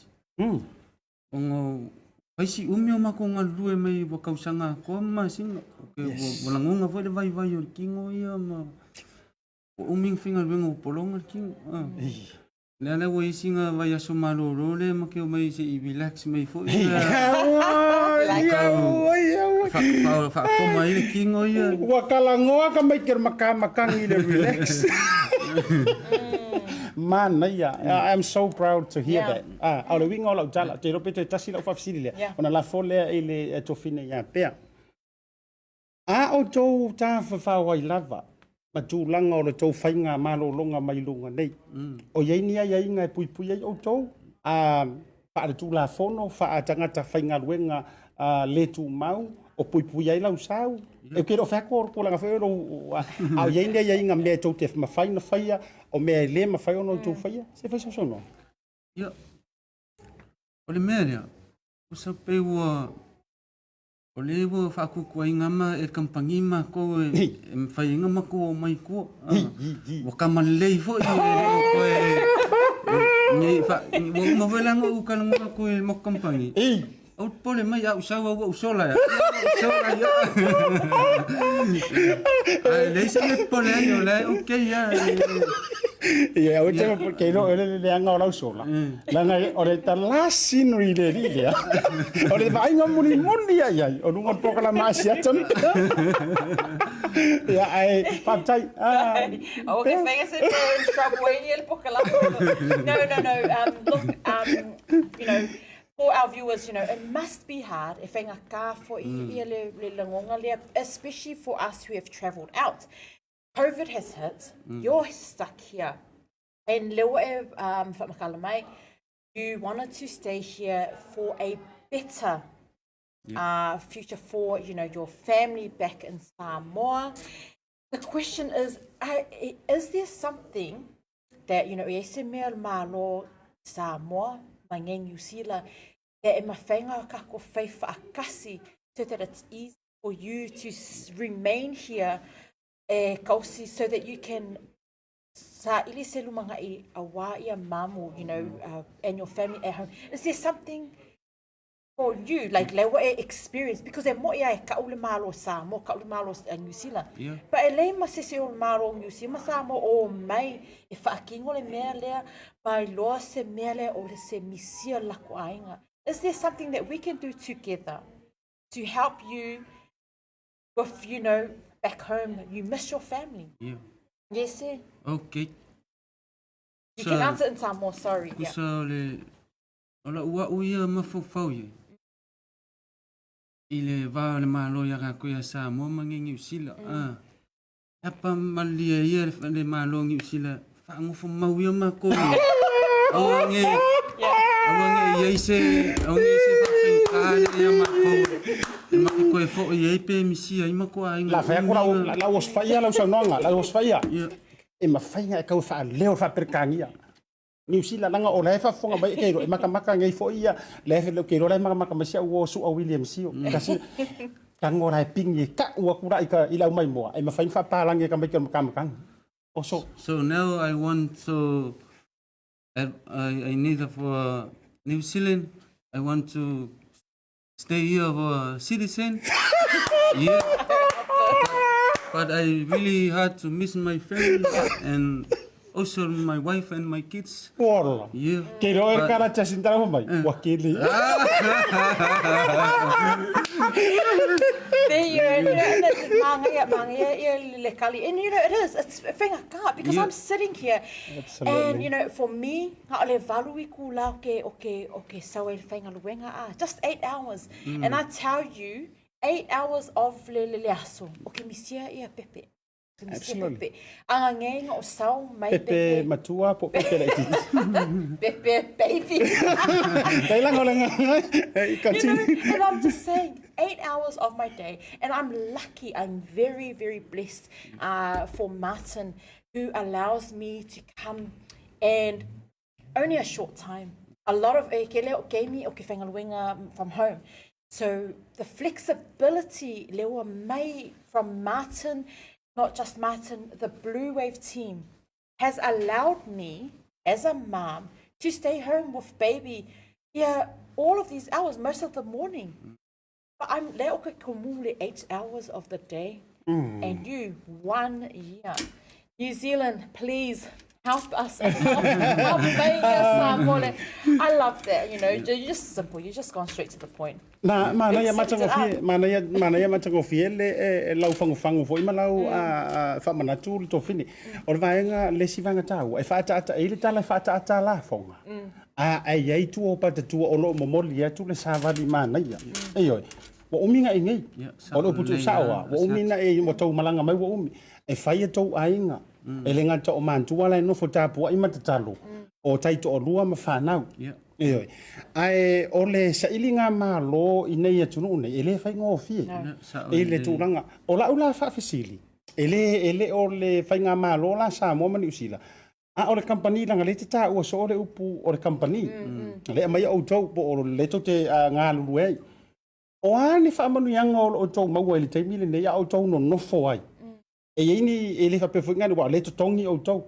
E fuli le tulanga o le internet. E wa ke lo le o sur Facebook le ye o le sile mo lu le messenger o ani fa manu yanga o to mo wa le aso ma le aso fa fa ngo fi ai la to no fo ai nei a o tapu mai ai nga mai peli tai asata mo fa fsil ele ana fa manu yanga la i lo ma tu mo fo ile lo e me lo ma tu ngar lu ile lo company o le me uma le no fo ile o tau me ai anai bain o mo le lei foi tupe mo lo mo ngal vengo lo ma tu fa tino la tu langa tau le internet le wifi fuli ya le wifi oh le o scupe va ko se car ko le la pe ya la spoyor o ya le o kia okay ya la o le internet lo le wifi Okay, ya la ta ole tulanga se e ile la utala fia fisilingi ai le tulanga le o tou fainga malanga mai. E tele tala sala tua. Ai ole mana ia. Ole moli maua o toma ina ua vai ole o sa fai kanga ka sa ai sa ka apu wa ole ngana le fonga. Ia ole o mai fainga wenga ia puta tu masangi ia me furgi ka mo tio fai lua mangi pese o ka nga apu wa. Ia ai ole wingo la ufa matalanga. O le tele o tala sa la tua fa mai o ka le malanga lea ua uma o mapai mala fai kupi. Alu le malanga lea o le leanga o le fai ngai kangaka. O le tele o tala sa la tua se fai lava sau e moli mau. O kei mea uma i lau malanga mai e se mai lau misia o le ainga i Samoa. A o lau no foai o le leitu langa i mea uma lava matupe maua o fetau i maro wafu lea ti ngai. Whaftaia siata, o lo ua ua i o tartonunga, ma lo ua u langona, o te whaftaia ui e li, o lai whaingo fia ma le lei mea uma i la ua ua ia, nofo whainga luenga i lo. O kei mea uma, la ua ui nofo le lei tupe maua i tu ranga i lungo ngā luenga. Le se mea o wha le kong, pau a popo lenga le ia mako ngi i mauange mako le wha ma, iong wha whainga kā lo le ia mako le mako koe fo iaku i o le. Manaia. So not there. Yeah, you know, and you really nice questions there, Asiata. I'm thinking, excuse me, but it is because a lot of us we miss Samoa. You miss your family. You know, now you're gonna be considered. And our viewers probably think, "Yang le wakama kiwi la le mi kama Pae. So le wakama palanya kama. Since you've been here in New Zealand, kalunga e sau le wa misia kuunga me le wa misia. We know you've made a shout out to the beautiful wife and Beppe. Is there something here in New Zealand e ese mai Samoa that you have learned that you will go back and Isamo Bao or Sekemi Bao Pulia Lofale, you know, when you go back home, that you will then up a lay ilo ainga and how you do your family back home? O ye se vaenga tau fa so soania tu il fa sili to fin. O ye se vaenga ua e mai taua ma e a o ina I lau no fo ai nga lua I ni usila nei. A o ina e toi fo I matali I Samoa o le a e fai maoso e ono ao ngā mo le soifua I o le ainga I Samoa. Ia, sa o le ia siata. Te le learn mo wa ua ia I lo ui. Le umi le wo iai nei manga luenga le wo iai. O te toi fo ia tuai wo whawhingo fia ia u ona whanga solo fufanga mo wa umoro ainga. Ai mai se siok tōrua ma siok whanau. No futapua I mai fo I te tātou watu nu I Samoa. Se tali atu nā le whawsiri. O lau whasiri ku sa oa. A kauska ka vale peru Samoa. Ia, sa o le. Oi, peva ai e se rofi. Ake ki e mami ka vale. Ia. O le ava noa le nei. Ai le I fai ua lau whasiri muli te lo foi. Pai sau noanga. Lae mai mua mai ia. O leo ke vai akura ko kero le awa le paka le foi ua matua ia mata ngia mai lungo ni tātou pokalame. And I love it. Pai sau noanga. Lopo mai mo mai seu fretua ma seu fanau momorio awange e ma fua ngangu ai fia ngangu ia o le ua matua le ka malo ngi fia fa mauli foi ai ia o ki after lava siata ia ne ngata hoi leo le dua company nei ia po pa avano ina hoi le nei avano ta ua ai sina fa matalanga nei ainga umala vai Samoa ia o makua I o misia kulava o kau Samoa fa mole mo kua misia kulava o kau me se sio ki ngā pele o lo penga aku ngoro o kanga I mai fo I lungo le lai ia me se sio tolua me se panau ia paulo matu talo ia alo fakile aku au pole mai ia e uina mawala e pi lava kia I le lo famalanga le le pe atu fa tasio tatu loto I lungo le ma fanfana langona lava le ma fanfana loto le whaatasi mai o lana fio, ia. Kali aku le kali. Ia, o la ofisiri muli tu au. O a whea lea ua tasi ai le whaawitinga o aleanga ma sauni ai le toi taliu I Samoa. Ua mautu se aso, ua ma oti fo I se fuafuanga a wale toi fo I Samoa. Asiata o le taimi nei le o mahua iai pe a tonu e lata atu ia se te mo. Ona mātou toi maua leo se whamtalanga mai le company. Mautino ai le toi fo i atu i sa mo ia se te mai. Ai a whaapea mai le wingo lala o lau tala le o manino le vai liu. A whaapea la ua alu suatanga le vatele. Ia wa whaapea ia o fialu. Ia o fialu wa lava fo i lea wa siri akuro umisia wa umia e mawhaina whaile tūranga lea. Ta o le ia siata. O ue langona lava lo fia fo i le taimi ne ia se te mo. E o atulo ia se te mo ia o tauro fo i no fo i umi fo i no sau. Alofa. Paisa sa noanga ia no fai wala le tafa ata noanga male o so nei. Bitolau, I know it's a very, very hard situation that you're in, but also, you know, you have shown, you know, the New Zealand side where, and especially the Samoan, le whingau, you know, you really, really have come here, you know, mum and your family, but you've once e kausi whalele ia back home.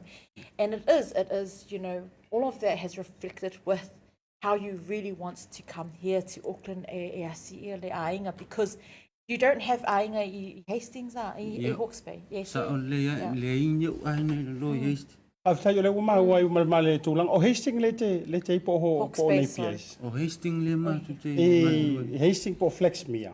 Hastings. O Hastings le ma. E te tau sira fia se whawhenga inga ila lo Hastings e soa whaia tuliatu, siaki. Le ile lile o tau mi o sefo. Ia, sa o le ia. A whai e te, na e watu le atoi taliula lo, na e whai atu le sunga te whawhenga inga whai mai asiata.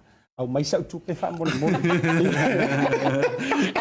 Kua mole e toi o mātou ono whaanga. Ia i lātou o malava o le au malanga lea na e malanga mai ai.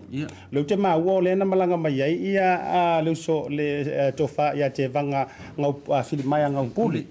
Ia me se leu so ia ke ripa. Ia o le whanau lea se o tua whine matua. Ia au pe ngofa ia o leilunga au kilangi. Ia au ke ngofo I kai West Auckland. Ui o lea. O tala o suotanga o le vantele. Ai o le mantala e whaia o masoi o le maporkalame ma le tofine ia pia. Moli atu fa malo ma le ngang fa tai. Uso wes wa fa matai. Le ai fa. Ia le faina. O o suli o tui mavave o lo te vai atu. O pito lau se tasi le o suafa fa taulia fo le toua fio anga. Ai pa manuia le atu ai lo no pia ia nei. Fa aloto teleina oi. Le ngolo upo le fai ngofie. O ia le tangata lai fai mai fo I tūlanga e fia kama mai ma tūlanga I le valavala ai ma tai tō rua mai e peli. E le fai ngofie. O pumoni lava. Ai o le malta talo. Maua lo malosi. O te fia I lau saunoanga le na e fai mai ai iau talo talonga. Ia tau mamao o tau man wha mai. O le tātou tatalo fai pea. Le anga o la lo. E me fai ona o fai ngoa ina o malai filongia.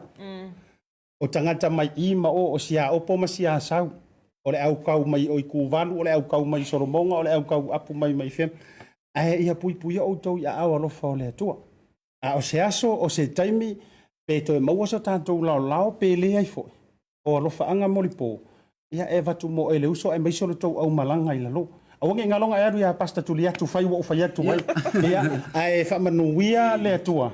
Ia I lau utu ngā vai nei I au te roa. Ioi, o le a fo I lau fina ngalo na ua iai maumana onga. Ia tau te lolotu umalava. Ai whamai le tala le tusi. Talia hai le atua lo manao. Ioi, ma le mea ua fia iai lo roto. Ia, whamanuia ele maa porkalame, ia te o leuso, I tu au, pito lau. Ia o tama whanau o wale fia o tango ma le ainga sa tango. Ia e me se fo ele mantua ia moa. Ia o uputu itu I au wā, pito au o samusu. Ia e me se fo ia o sale au moa. Ia whamai o riku mālo ngaurua I kum o kele I o ia mea ke musu ke fua I mimika kele. Ai, manu tele ina te taimo le tāporo kalame. Nei, ia o te role a tā hosi na tā malolo. Yes, so we're going to go into a quick break and then I think we will wrap it up after this because ia ngai le waka le game le dinner. Ia ai, na se mawhako whai reusu. Masih kau vai po in siri voi ai. Ai ro fa ai asi mai ole ngai au kilangi toi fo ye la lo pe o man le vai yaso. Mga umia le sponsor o ilung le sponsor. Awan me la o papawai si kamana. Thank you, Asiata. Stay tuned after the break. We'll wrap it up and we'll give you the lowdown and remind you. Don't forget, we've got our Mother's Day special. We'll be back soon. Stay tuned.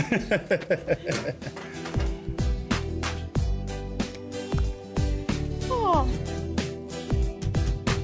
Si o mia o le ele sami, manu fede nei o le langi, o ngala au ese, kua ina no na manongi, fa alo alo le waiai, lau samo a tango fai, lau wanga nu I au kumau, tu mau le le alo fani, a tango pia mai lula le,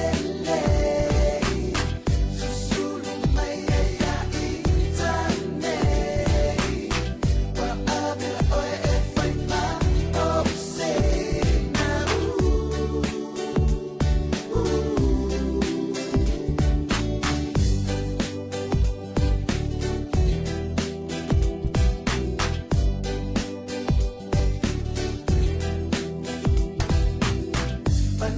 Solo motiva, de ahí se tomao aina olo fina final, se le leo na yo aina, tawa sa mai le ba fita, talo fa na yo tu mo se lumana I mo oe la sa moa, atano fia mai lula le, susulu mai ia I tane.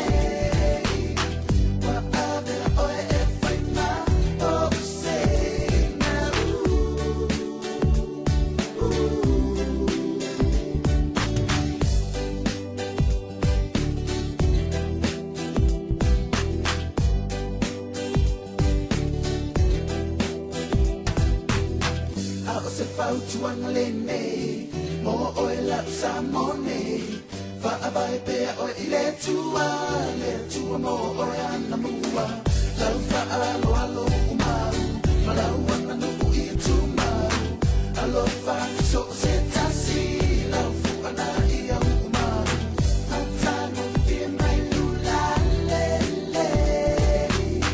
susulu mai ia I tane.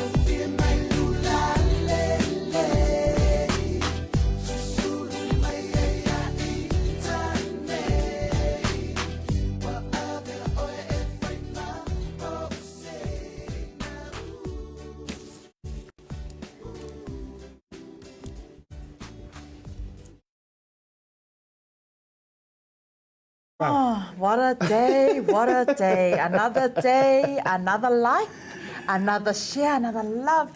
We're all about sharing the blue alofa. No angry face, no angry face, no angry face. Famole mole. Like, love and share. Like, love and share. Ai a whaapea fo I ke lewhia like, we love, we share. Scroll past. Because we're all about... Next. It's all about the blue alofa, and now TTA is going to be the next show. Don't forget about that. Asiata, just before we wrap it up and we share a few, please, in your own words, because we're all about uplifting and sharing here on BluTable Talanoa. How was your experience here coming through to ask for assistance here for Agnew Accounting and also the Pacific Business Hub? When you approached the team here, how easy was it and how good was it? Wow, thanks. I've been waiting for that question since the probably yesterday because I wanted to compliment Yeah. the crew here. There are some few names I wanted to mention now. A special whaftaitele i le whionga tamaitai pule a Laura. I le ngaka li o le la le lei o le tamaitai pule. Iyo, i lau whonga fia mata ata. Ai i lau tala na whai i le whionga ya nai polisuka Martin. O ke longa anga whaapea uma le whainga o le soifuanga i tate saua tu ulima uma whaafainga o fie mai meo leo langa. Iyo, ua whaisfo isi le vana o tawhao i nei meo whasara launga. Tu roo vanele ang. Ia e umahau ka kau momo e kau momo e whaile taxi fea kau ai pe jai ua usau i. A mate le whawhiloa i le tamaitai pule a Laura ma wha manino tūlanga uma ma vaenga uma lava e whaawhaingo fi ei leo langa au ona ma le tūtua e mai se i tūlanga tau pisingisi wai kaungara i senga ka koa mio. Register le a mio le a. A tūlanga whapena, o le wingara lau tala momoli la o whaafitaitele. Whaafitaitele le tamaitai pule. Me ia kui kua i le vaenga le ausu e tusi. Ia le ngā whamatatou tax. Ia, kama foi la ia wangarong ofisiri ta kamara ngai. Wa kama foi ia lenga sa ia ile sia di nga le au kau ap. Ia, wa mai ngai kilo ku ila ko pesiri. La sa wai o le TAX ma le FEE. I kamar kamalo fa mai. Tol. O nga fenga o ke taxi ia mere o ka ki. So lela wa laku le wa maua le wa siu mai i a Laura le fisi soang ia kulo le wa e me ia ku o me ia ku kua le wa ki lo taxi ia fa ngo fie le fainga o le tax matulanga uma io le o se taxi o le taxi ai ki io ala sa i mai le seli nga fa mai le fo ye kipi mai ma fa mai ngo ai fe o le fi anyways whaaftaitele le business hub. Mo le tūlanga la tūlanga sua tu sai fo i o le tūlanga le sulu mai ai. Ia i le tau mawhainga o vaenga tau pisingis. And so that was Agnew Accounting, Agnew Accounting. Agnew Accounting. Ia, e te mau waisua whaia ma fōlinga rau whonga fia amata mai se utina ia antisina. Oi, le wa antisina. Ia, le la sa unge so lai sa moa e maloro. Ai ki ai umara ngasu i le vaenga. Ia tamaita ia Agnes, ia mai se fo i o niu. In fact, whatever no man tō ua whengalenga lea i manai tō whawhine nei sa moa. Ia walanga o ore sa taua fo. Ia ai moala e kau sa kau ai muri e kau ia saure o mai lau vaenga ia. Alo fo i o le sunga ia masoe sone.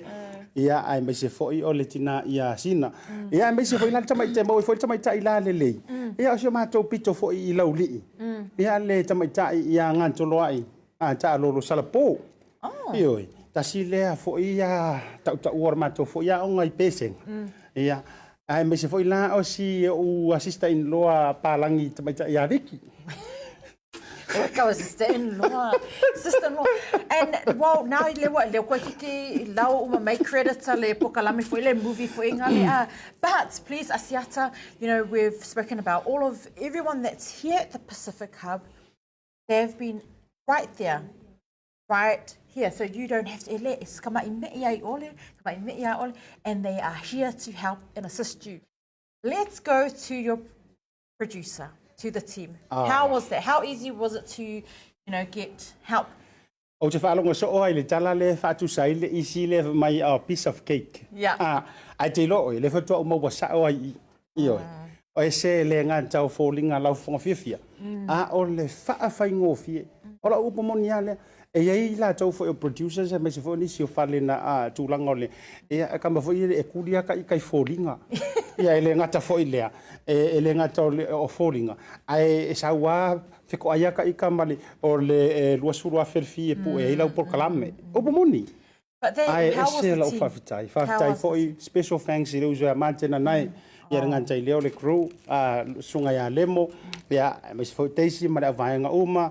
Grocery, ia ohana, ia matato crew pale, malato umalava. Oh, they've been awesome. I know that, you know, together, you know, we've got Claudia, who is Spanish, you know, and also Bale, who is also does the production work as well for yourself. Absolutely. And of course, our Tongan brother, our Toko also family here. We've got C as well. So amanga o mia foi, if you need a Tongan photo shoot, you already know where to go. Yeah. It's here, Blua Lopa. Awala ne ngalo, mana tua. le tā porokalame, le TTA porokalame. Manta i lea so tai au. E mawhaianga e koe kango koe wha pingi mai ala ka male kai. Mana tua o leo lea au whaiar tātou porokalame o Talanoa i tālonga maa siata. Ai e mo mua mea ka male. Ia wha e mo mei La e sila la ia i leo so mea ka male kai au. Ai sa vali me makamiki mafu o mako maru. Waki ngā.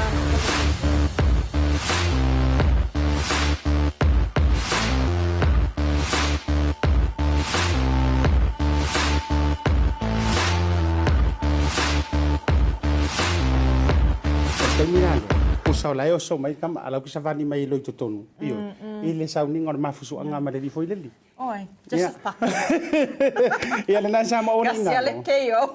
O nei ngalo le por kala mele na ia so tofio versus tasi. Ile fiafi e le fitu se ia pa ia le van tasi ale tato witu la. Ai tele tato tala ta longa tele le ata e te mawai. E tele foi folinga la le lei mangisi fa pe o ai wa iyo malanga tu sau. La e toi vai ele tatou proclame tala i talonga. O la so tae ele ma special editions i lauta proclame talonga. Ma le zunga ia edi taurpini. E.T. tu edi taurpini. Mana tua. O aso ia o la iti fai lauta la le. O le sunga ia edi. O no le wai tu langa i porkiki. Ia manisi o fasala launga o no langa E.T. live manisi. Ora kamaloa o kama kuai va na o pasa tono palo tono Samoa lega luma fawati na o sono mori lo atu le o fasala lau sai talo talonga. Yes, he is. That's right. Io ora kamaloa o le tama tuai o tala i talonga. Because you know E.T. He's very, very talented. Absolutely, Man he was a commentator. Yeah. He was a commentator for sports in Samoa. And I heard the Commonwealth as well. Oh. Absolutely. My goodness. O aso ia e po lea fo o te lo fo e moni mau ia le totelo le turu le tala. Po lea le fale tono le ta ano le mang Samoa sa ia. Ai malie lo ka lopo le fasala lau le. Lau tala moni lava. Ai se kau laka la si ko Samoa. Na was fine man Samoa toi lima mita man le ya por fa na sa uni tule ta to lam tule ar wa to out le. Well, there you have it. You can expect more of this. Mate tala no lan tai au. That's what tai au. Ora au te fa fo ia ile poka la mo tala i talonga. Ai se ko fa fonga la. Ia ai se i wala ngore ngana le ai se ko koki dar ko inga Se te wa tu. Ya ale na ila so tai au. Ai mana tua Samoa pe ona fa yatu. Ai le fa i ora ma programa ma to fine.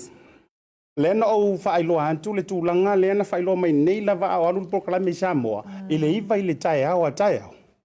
Ia lea e talosanga mai ai, ta iulu mai ai, ia le tamai ta ilo ia. Ia whionga ia uni sa polu. Ia manisio i lantou. I le tūlanga fo i lele o le protest. Solo te tee. Fa alo. E ile upunga sa waitua. Solo te tee fa alo. A fa bea o lou fina ngalo. Ke leo fa yaku tau te o iai. Upumonia. Ai a fa bea o lou e Samoa. Ma e finga ngalo. E le tau ona toi whaia se whainga balota. Ai tātou tālia lupe o maunu e pei ona tātou iaile le lafo ma le loma o loo whaateri nei i le ofisa o whamasinonga. Ona e usu le ia pia pe awhai o oe o le tangata mautua. Usu ia pia. O le tā o le iwa i le tae au. Luma o le motafono.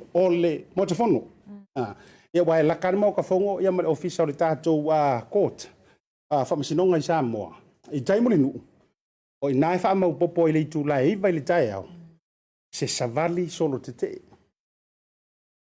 Ia o le au ngani le porokalame. Pea na whai atu o le toe valvarusia o le whau. Ai mate le itu ua le mā porokalame nei.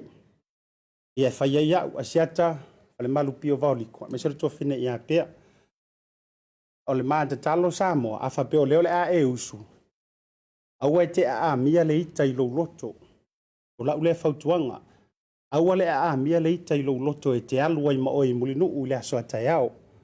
A whaapea o lou fina ngalo e te alu e te solo te e fi le mu. Saonga le mu. A e whaailoa hatu i lau savali. E te leto e manao e whaiseisi whainga pālota. O lea ua uma o na tasi le tō whaama le moe.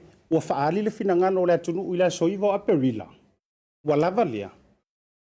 O oio le toa pea e susu te savali pi le mu. Le asinga usain, Ia faali, sa vali. O ulima.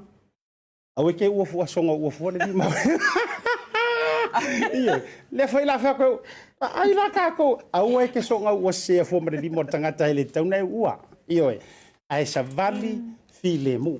Le na. Ia, o la ua ngani le mare mata talo. Au ane ia se veves. Ko mai toi upuna malele ai ia. Ia tupota masese. Le lofi. Le ana fa mawina lo na toto i le mau ma tulanga fo i le au maingo le saunga le mua Samoa. Samoa i file mu. To a pea le tai. Sa vali ma le file mu ma le fa alo alo. Ai tatu fa mo mo ilangi. Ia. Yes. Ola ule tala. Marisio ta fa bitoa. Yes. Ai lo fa lutina. Le la wadu le Mother's Day. Aru e askopa. Yes, lucky. Ioi. Thingy for Mother's Day.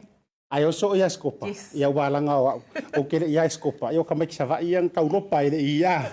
Ia ka meki fa ka vai salo. Ia ele ai a fai pele lo tina. I lo loto. Ia su mai pe pok so wa noa. I lo ngole tanto Blue Wave website. Remember it's not BLUE, it's BLUWAVE. .com. So alu yai poku mai na se pueina o se ata la lelei. O fai la utala lea. Lea le a show watu watato wata. I lungo le tato screen le tato live. Ia le na. O ata nei e wha so atu. Le ai wha more mole. Le whengo vai o koko mengi mai o e lea teine mai tua lea matamatangi. E leo ni ata e pueina i telefoni o le upumoni mātou te le o le ngia fo i le atunu. O le moni mawina o le aso nafi e po tala tona nafi e fo inisio wha whengainga ma o latou whalitua. E mai seo nisio Samoa. Na afifio mai matala au mai. Wa latou moni mawina. Professional way of taking photos. Ola upumongi au whawhaingo fie ia ka kor nganku sao. E kamare wha au le ia o e le whiorolo. Ea, e manga ia nga. Ia le ala uai ka riskaka. Ia la kwa inga ka lai whaiak. Ese a whai te sau e te au le lei. E si i ki hau pasenge rou la le lei. Iyo. Tolu se lau tala now. A tau tolu se lau tala fa pe fo o to whaingo fie so ina. Ai o le memory is the thought that counts. Yes. O le memory e te aluma o ata nei. O e le kuinga, siapo, o a umala e Samoa. O lau malu e whaali o lau la e. A whai o kau pefua lau pea. E mawhainga whai i lau pea. O mai ama mele baby oil. Ia lena, poku mai so noa tolu se lau tala. Ai tolu se fulu ata. Yeah. It Up is. to 5 people in the photo. Yeah. Ia lena, e mawhaina pu ele ato whatitainga, maua. Ngā se whakaikainga. Ia a whapea o lua, o ele to o lua mana whanau to tele. Ioi, to o lima utou, up to 5 people. Tasi lua tolu, o lea lava le ko inga si kaili. Cultural wear. Ia, le nā umala a loa, o a uma to inga si kaili. A whapea whailau songa imiki. Koe koe vai, ia di po koe kau. Ia, lea lai ola ola, lea ola ola. Ia ema whai fo ina e sau e whai. O a uma tūlanga nā, tolu se lau tala. It's a memorable, special gift for mum. Yep. Yeah. Yes, thank you. I would love to get a Mother's Day gift. So if you are watching, whaamonimolea, mā kua i sekia e po inga aka, professional. We're going to cross over to producer Lemo Whaamonimole. We do have an announcement here. Awale Skopa New Zealand AGM for 2021. You are invited to the Skopa Annual General Meeting to select a new executive and leadership team for year 2021 to 2022. Your presence is important so we can build our goals together as an organisation to better support our school members, families and our communities. The date is Saturday the 15th of May 2021 and the time is 5 p.m. sharp, please, or the 5 p.m. sharp, not the 5 p.m. island time. E whaila I le Otahu Rugby Club, 8 Awa Street in Otahu. For more information, please contact our executive members, the Secretary Mao, which is 02122555686, Treasurer Sarah 021 022 38936.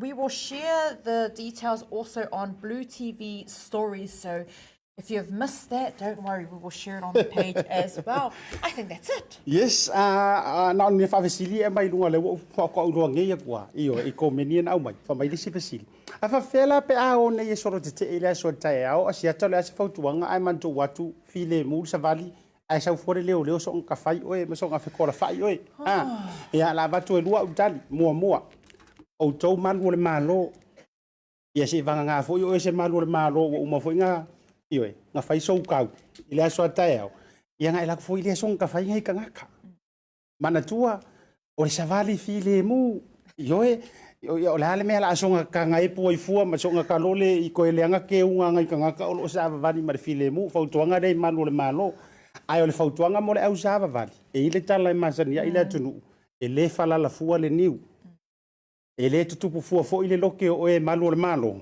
e ma fua fo i wa loke e le ye ke o fa vevesi a apa fo inga nga wa ele ala au fa le anga e me ko kingo iyo wala nga yer ko nga sa fa penga iyo o la sa fa pe file mu ai ma wa ele sign nga wilalo sa va kiki ya ele kalong mane fo ye talong la pisi le la ya uta fo le wala ai no fai fu nga me Pele TikTok, no. e te fai lo la melna e lo ma o e ko nginga lang moanga a pe mai tua marka ma foi pinka mai fanga pusi ta tau foi la ia wari mai kua mafua wa e tango fu e saunga le mu fa mai e kwa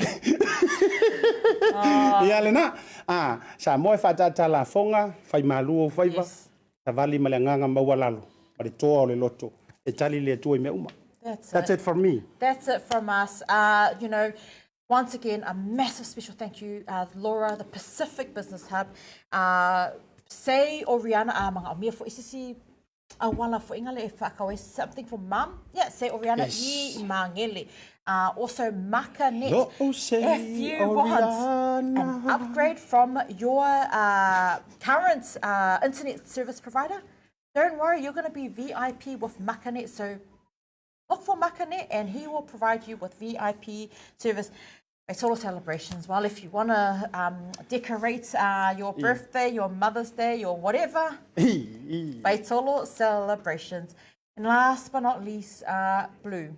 If any digital, oh my gosh, you can Photoshop anything to... E tali e foi o e Joseph afa. Langa lenga salu sile la kamo Joseph afa fo mai. E fa au le lei ai tangata ai fa fela e mfaina fa ala ititi ai. My tali is yes. And ere ka kongu la kala le la fa ya. Palus fu kausanga ai apu i. Winti. There we have it. Thank you, Whawhitai Lover. You know, thank you to all of our viewers. Thank you for your love and your support. We appreciate it. Don't forget to tune in again tomorrow. That is us. Like, love, and share. Thank you. God bless.